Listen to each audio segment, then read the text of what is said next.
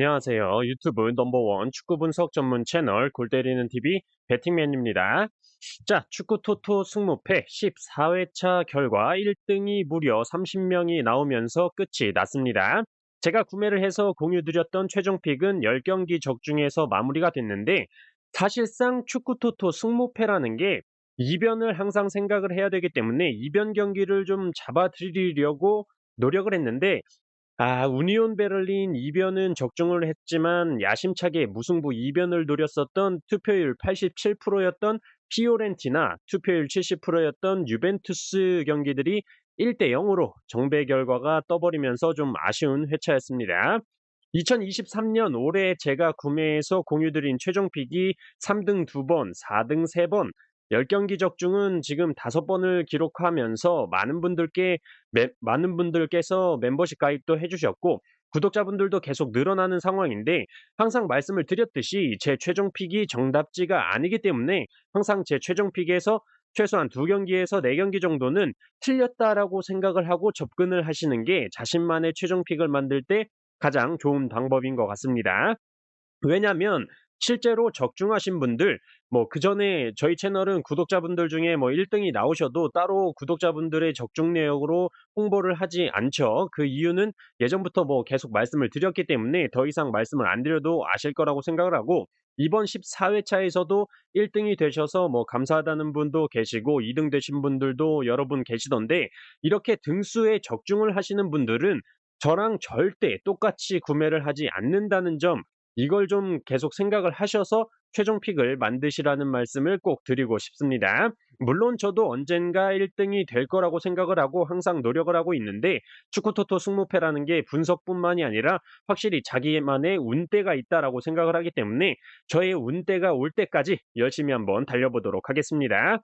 자, 오늘은 축구토토 승무패 15회차 주말 프리미어리그 경기와 라리가 경기들로 이루어져 있고, 주중에 골대법으로 폴더스 줄이기 영상도 공유를 드렸고, 멤버십 친척 등급 이상 분들께서는 커뮤니티에 골대법 정리본 올려드렸으니까 분석하실 때 참고를 하시고, 오늘은 제가 선택한 15회차 최종 픽 한번 텐션 올려서 신나고 재밌게 제가 왜 이렇게 선택을 했는지 말씀을 드려보도록 하겠습니다. 자, 그러면 영상 시작 전에 좋아요 한 번씩 눌러주시고, 구독 안 누르고 보시는 분들 꼭 구독 눌러주시고 좋아요도 함께 눌러주시면 감사하겠습니다. 누르셨으면 시작해 보도록 하겠습니다.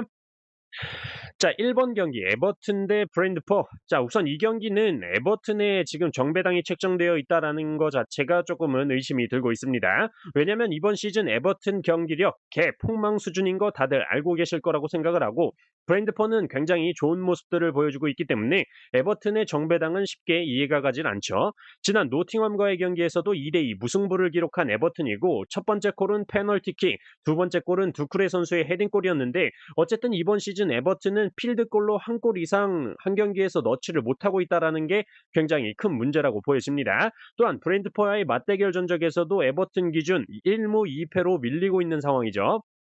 그나마 1무를 했을 당시가 가장 최근인데, 그때 당시에 에버튼에서 골을 기록했던 앤서니 고든 선수가 뉴캐슬로 이적을 했고, 2대 3으로 에버튼이 패배했을 당시에도 골을 기록했던 칼버트 루인 선수는 부상으로 빠져 있고, 히샬리송 선수는 토트넘으로 가 있죠. 한마디로 최근 브랜드포와의 맞대결 2경기에서 골을 기록했던 선수들은 죄다 에버튼을 떠났다라고 보시면 됩니다.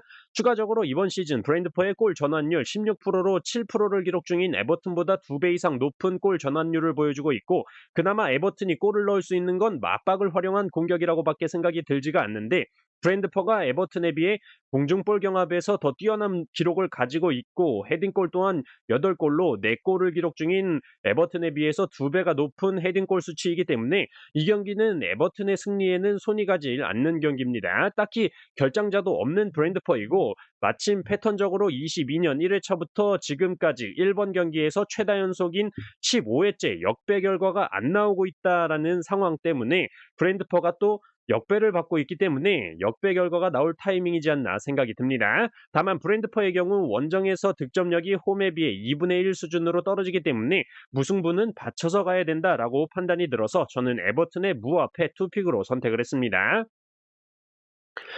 자, 3번 경기 레스터 대 첼시. 자, 이 경기의 경우는 첼시가 원정에서 8경기째 승리가 없을 만큼 포터 감독으로 바뀐 후 갈피를 못 잡는 느낌이어서 포터 감독이 포터 끌고 붕어빵 팔러 가야 될 시점, 즉 포터 감독을 잘라야 되나 말아야 되나 고민을 하게 될 시점이 되니까 지난 리즈와의 경기에서 1대0 승리, 주중 도르트문트와의 챔피언스리그 경기에서 2대0 승리를 하면서 슬슬 득점포를 가동하기 시작했다라고 말씀을 드리고 싶네요. 또한 첼시는 스털링 선수가 도르트문트와의 경기에서 득점을 기록을 했는데 가장 최근 레스터시티와의 맞대결에서 멀티골을 기록했던 좋은 기억이 있기 때문에 골 감각을 그대로 가져온다면 충분히 이번 경기에서도 득점을 할 수 있지 않을까 생각이 들어요. 또한 가장 최근 맞대결에서 첼시가 한 명이 전반에 일찍 퇴장을 당했는데도 불구하고 승리를 했었다라는 점에서 상성적으로 첼시가 우세하다라고 판단이 됩니다. 또한 레스터시티는 3경기 연속 무득점 패배를 기록을 했고 지난 사우스햄튼과의 경기에서는 유효 슈팅이 한 개도 없을 정도로 심각한 공격력을 보여주고 있기 때문에 저는 이 경기 슬슬 본질랄로 선수들을 사들인 성과가 슬슬 나타나고 있는 첼시가 원정 8경기 무승이라는 개 쪽팔리는 결과를 깨고 원정에서 승리할 때가 됐다라고 판단이 들어서 레스터시티의 단통패로 선택을 했습니다. 자, 4번 경기 토트넘 대 노팅엄. 자, 최근 토트넘 하면 정말 뭐 한숨밖에 안 나오는 경기력을 보여주고 있죠. 주중에 있던 AC 밀란과의 챔스 경기에서도 0대0 무승부를 기록하면서 탈락을 했고 뭐 EFL컵, FA컵 할 것 없이 뭐 죄다 탈락 중입니다. 그래서 이제 꼰대 감독과 작별할 때라고 지금 토트넘에서 후임 감독을 찾고 있는 상황으로 굉장히 팀 분위기가 쉐터 뻑일 거라고 생각이 들어요. 자, 그래서 노팅엄이 뭔가 이변을 낼 수도 있지 않을까 생각을 해봤는데 이번 시즌 노팅엄 원정 경기는 정말 믿기 힘들 정도로 쓰레기의 모습을 보여주고 있죠. 12경기 동안 3골 29실점을 기록 중으로 프리미어리그 원정 성적 꼴찌를 달리고 있기 때문에 아무리 병신짓을 많이 하는 토트넘이라고 한들 이 경기마저 무승부나 패배가 나와버린다면 거의 경기장에서 물병 맞을 준비해야 된다라고 생각을 합니다. 또한 기본적으로 토트넘이 페리시치 선수가 출전을 하게 되면 크로스 공격에 거의 변태적으로 집착을 하기 때문에 크로스 상황이 많이 나올 것으로 보이고 노팅엄의 공중볼 경합 능력이 떨어지기 때문에 토트넘이 뭐 맞박 헤딩골 하나 정도는 박아줄 수 있지 않을까 생각이 듭니다.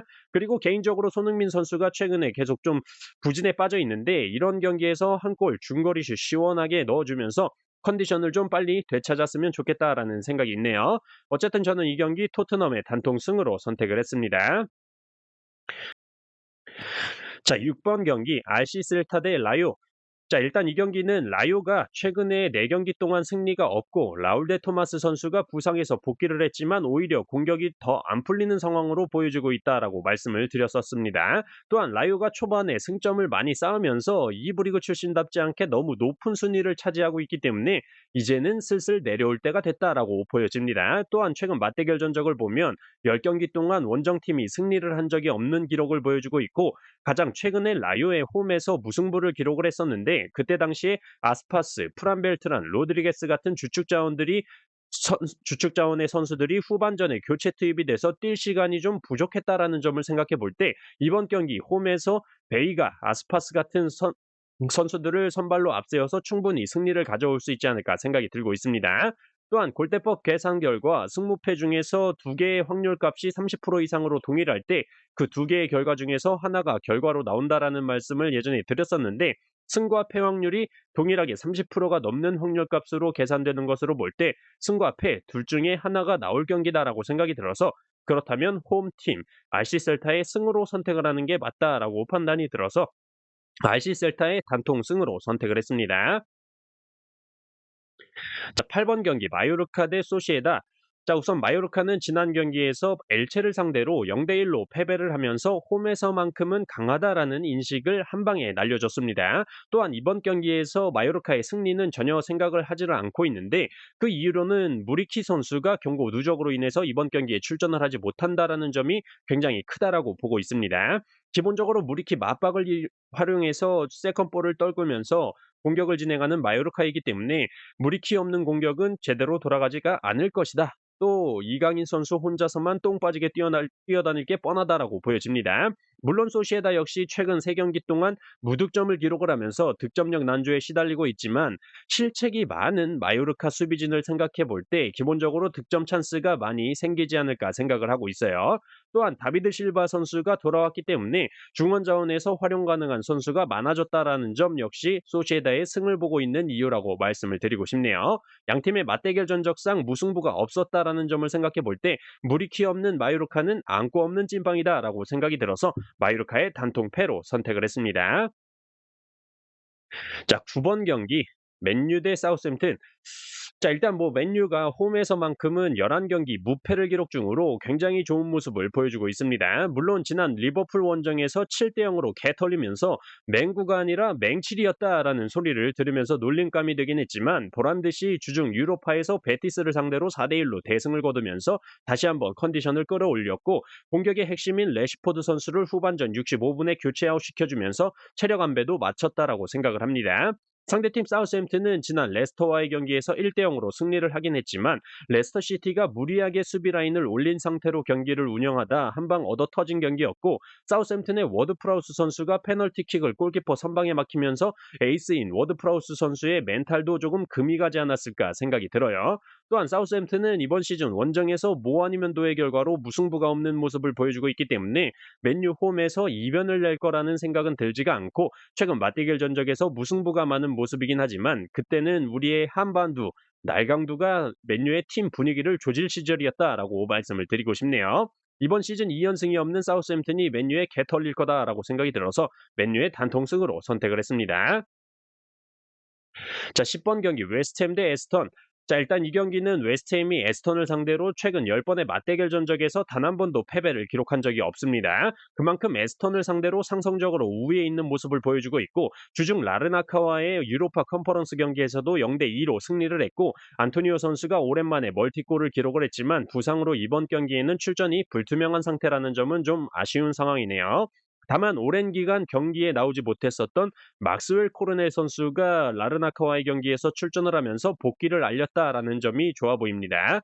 상대팀 에스턴의 경우는 현재 2연승을 기록 중으로 이번 시즌 최다 연승을 기록 중이긴 하지만 쿠티뉴 선수가 부상으로 출전하지 못하고 사실상 지난 크리스탈과의 경기에서도 크리스탈 팰리스의 안데르센 선수의 자책골로 인한 1대 0 승리였기 때문에 득점에 대한 기대가 높지가 않고 원정에서는 홈에 비해 2분의 1로 줄어드는 득점력을 생각해 볼 때 웨스트햄을 상대로 승리하기란 어렵지 않을까 생각하고 있습니다. 개인적으로 웨스트햄의 막스웰 코르네 선수의 복귀가 웨스트햄 공격력에 큰 이점을 가져다 줄 거라고 생각을 하고 있기 때문에 저는 이 경기 웨스트햄의 승리와 에스턴이 2연승을 기록 중으로 상승세였기 때문에 무승부 정도로 연승이 꺾일 수 있다라고 생각이 들어서 웨스트햄의 승무 투픽으로 선택을 했습니다. 자, 11번 경기 세비야 대 알메리아. 자, 우선 세비야가 이번 시즌 최다 연패인 2연패를 기록 중이긴 하지만 오사수나와의 홈 경기에서는 네마냐 구대이 엔네시리 선수가 골을 기록했지만 퇴장을 당했던 페르난도 선수의 자책골로 2대 3 패배를 기록했고 AT 마드리드와의 경기에서는 6대 1로 대패를 했는데 사실상 제가 경기를 봤을 때 뭔가 이상하다라고 말씀을 드렸었죠. 너무 공간을 많이 내줬었고 열심히 뛰지 않는 모습을 보여줬었는데 유로파 경기를 의식해서 그랬는지는 확실치가 않지만 어쨌든 페네르바체를 상대로 주중 유로파 경기에서 2대 0 승리를 기록을 했고 라멜라 선수가 오랜만에 골을 기록을 했다라는 게 좋아 보입니다. 또한 홈에서만큼은 최근 골들이 많이 나와주면서 살아나고 있는 세비야죠. 또한 가장 최근 맞대결 전적에서 알메리아가 승리를 했는데 그때 당시에 알메리아 홈 경기였고 우마르 사디크라는 에이스 공격 자원이 있었지만 현재는 소시에다로 이적을 했고 십자인대 파열로 경기도 못 뛰고 있는 상황이죠. 어쨌든 이번 시즌 원정에서 단 1승도 없이 3무 8패로 리그 꼴찌를 달리고 있는 알메리아이기 때문에 세비야의 홈 경기라는 이점과 최근 엔네시리 선수, 라멜라 선수의 골도 기록이 되면서 골 감각이 좋아졌다라는 점에서 저는 이 경기 세비야의 단통 승으로 선택을 했습니다.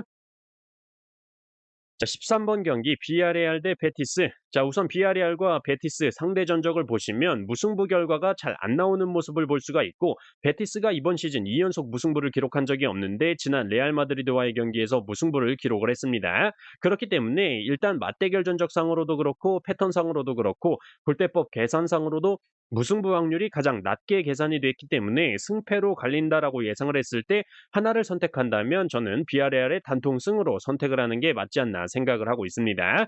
기본적으로 비아레알의 주전 자원 중에 카푸에 선수나 코클린 선수가 부상으로 인해서 빠져 있는 상황이긴 하지만 로셀소 선수가 돌아왔고 다른 주전 자원들의 이탈이 전혀 없는 비아레알이라는 점, 하지만 상대팀 베티스의 경우는 주전 자원인 카르발료 선수가 경고 누적으로 결장을 하고 나빌 페키르 선수가 부상으로 지속적으로 빠져 있기 때문에 경기에서 공격을 만들어가는 과정들이 매끄럽지 못할 것이다라고 생각이 듭니다. 또한 양팀 모두 유로파 컨퍼런스와 유로파 원정 경기를 똑같이 치르고 왔지만 맨유한테 4대1로 개털린 베티스의 멘탈적인 부분이 안드로이트와 무승부를 하고 온 비아레알보다 타격이 더 클 것이다라고 생각이 들어서 저는 이 경기 비아레알의 단통 승으로 선택을 했습니다. 자, 이렇게 축구 토토 승무패 15회차 최종 픽 말씀을 드려봤습니다. 제가 구매하는 최종 픽 참고를 하셔서 골 때리는 TV 가족분들 중에서 또 1등이 나오시는 분들이 생기면 좋겠고, 이번 한 주 너무나도 수고하셨고 저는 이만 물러가 보도록 하겠습니다. 이상입니다.